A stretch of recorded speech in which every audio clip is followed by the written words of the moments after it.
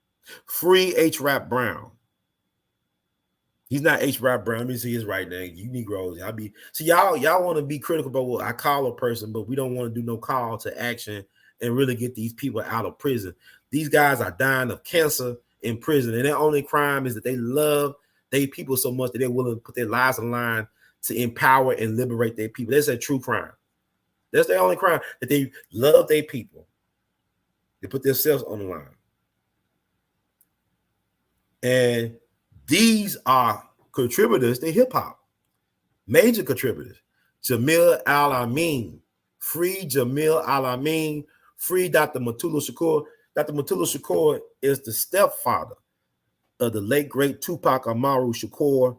Dr. Mutulu Shakur used acupuncture. He revolutionized, innovated acupuncture to cure our people from drug addiction during the time that hip hop was birthed.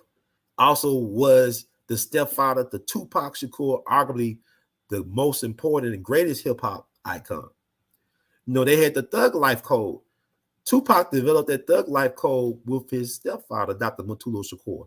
Just Google up the Thug Life Code, Tupac, Mutulu Shakur, whatever, you'll find it. And I mean, by that alone, he should be out. I mean, he's supposed to have been out in 2016 on mandatory release, but they're keeping him in, and there no good reason, but he's dying. He got stage 3 bone cancer. He only got months to live. He can't even get out of his bed or sit up in his bed, from what I'm hearing. Check out the Democracy Now! Show with Amy Goodman. They did a good job of exposing what's going on with Dr. Mutulu Shakur. And A.L.L, you know what I mean? I hope I said his name right. Let me get it right. It's been an interesting time. And Jamil Al-Amin, formerly known as H. Rap Brown, listen to some of his speeches. Y'all love Malcolm. See, it was hip hop culture that resurrected the legacy of Malcolm. Hip hop in the 80s did more to resurrect the memory of Malcolm than anything else. If it wasn't for the rappers sampling Malcolm's speeches, Spike Lee could not have made that movie. It took years because Betty Shabazz, Dr. Betty Shabazz, you know, may she rest in honor and glory, she sold the rights to Malcolm Life to this Hollywood producer named Marvin Worth back in the 70s. I think somewhere around $100,000. Now that's a crime shame because the movie is still making money to this day. It's somewhere in the world somebody's watching Malcolm X on TV or streaming it. You know what I'm saying? That movie, Malcolm, arguably Spike Lee's greatest movie. It had its flaws, but it was a hell of a story that he told. And like I said, it had flaws, but it's a movie. It is what it is. You should not get your history only from movies. You do deeper research, but it was the rappers that was bringing them back. You know, like the X-Clan, Public Enemy, you know, a lot of rappers, Sam Karras one, you know, they created the atmosphere that was conducive to bringing Malcolm, because there's been a leadership vacuum really since the 60s for Black men as leaders. And that's by design. They don't want no more Fred Hamptons or no Malcolms or no Dr. Kings. They don't want them folks. They don't want no more Stokely or Kwame Ture, as you call it. So, you know, listen to the brother speaking. He was an amazing speaker. He was over SNCC at one point, the Student Nonviolent Coordinating Committee. The only person y'all can remember from SNCC that was the chairman was John Lewis. That's by design. Don't disrespect to John Lewis. But you had Marion Barrow was the first person that was over SNCC. You had Kwame Ture, Stokely Carmichael. He also had Jamil Al-Amin, I believe, but he was set up about 20-something years ago. So what was happening was, in his neighborhood in Atlanta, he cleaned that neighborhood up. He restored order to that neighborhood. You know, he had the neighborhood running properly. It was a neighborhood crime-ridden, and he got it cleaned up. And they ain't like that. Like in that scene with the police chief with Malcolm X, when he was directing them guys to leave and, you know, go and stuff like that. He said that's too much power for one man to have. That's what they were saying down in Atlanta, Shorty. That's too much power for one Negro to have. And so they got rid of him because they never forgot about the 60s. You understand? They never forgot about the things he did in the 60s and the things he said. White folks got a long memory. They like elephants. Even if it takes them decades to get you, they'll get you eventually. You understand? So they got him, and it was crazy. What I read is that the guy who actually killed the sheriff deputy, the guy in the shootout with the sheriff deputy, he confessed to the crime. Because it was a sheriff deputy that was killed when they were pursuing Jamil Alamin. Alleged he was in a shootout, but it was a guy in Florida prison in penitentiary that said he did it. So if the guy confessed to it, how come they still got him locked up? Because they's punishing him for what he did as a young man. And what he continued to do as an older man, as an elder, which is to serve, protect, liberate, elevate his people. So, people say, well, you don't talk about him. I talked about him several shows, you know what I'm saying, over the years. But if you want to hear more of this stuff, you got to support what I'm doing. I mean, because I got a lot of stuff that I would like to do and present and stuff, but a lot of time, and then also like just working on other projects and also just trying to survive. So hopefully nobody don't break my windows no more. But we're gonna change all that. So I want to thank y'all for the donation. Once again, y'all really coming in. Sister right here, gems and gents, keep dropping jewels, huh? Gems, okay. Right on, sister. Right on. And these entertainers, okay. Yeah. I talk Anthony, thank you, Anthony, Mr. Henderson, Brother Henderson. Y'all trying to keep me on all night. I can't do these. I actually could do it because I've been working out. I can run, I'll be running 3 miles, 3.5 miles in 30 minutes at the gym. People look at me as you can't do that. Well, I dance all night. You ask people around here, y'all ever come to Memphis or whatever, and I really like you, I'll take you to a place called Ernestine's and Hazel's. Memphis got some of the best live music in the country. There's a lot of hole-in-the-wall places where you think ain't nothing happening. That's the history of the music. And people here are afraid to go to these places because they look at news all night and they hear gunshots. But the people from Japan and Germany and Italy, they go to these hole-in-the-wall places with the metal detectors. They have a good ass time. So, but Ernestine Hazel is a really cool place. It's like one of the most haunted dives in the country, suppose. And you go there, you can feel the spirits, you can feel the elements, the people that came before. A lot of history in that little small building, but it's amazing sounds that come out that building. So I love to dance. There's no cover charge. They got a thing called a soul burger, one of the best burgers I ever had in my life at that place called Ernestine and Hazel. So.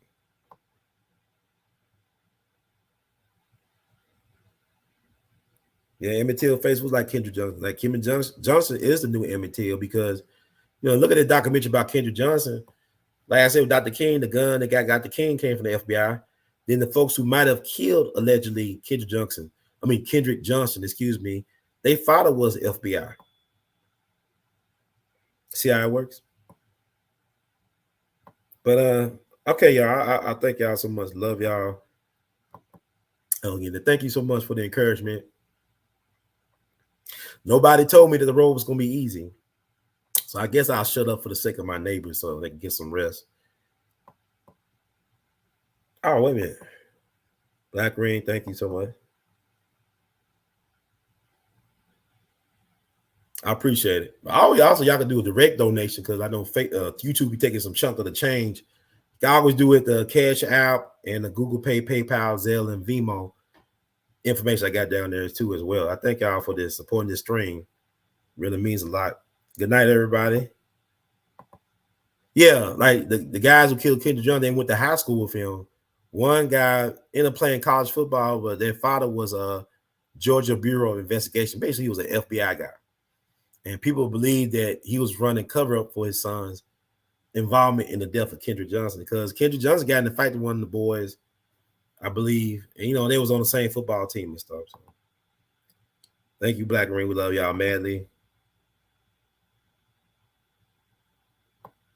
Good night, everybody. And also, learn more about the 24th Infantry Regiment. Check out the movie, The 24th, that came out several years ago. It's a good movie, great movie about what happened in terms of the genesis of the Houston Race Massacre or Houston Race Riot of 1917 and how those brave black men were railroaded. But we'll talk more about that on this show this week. Y'all take care. Have a good night. We love y'all madly. Y'all, I appreciate it. I needed this so much. Y'all don't understand.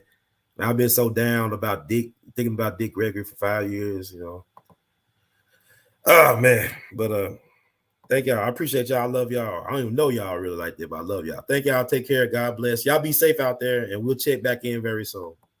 One love.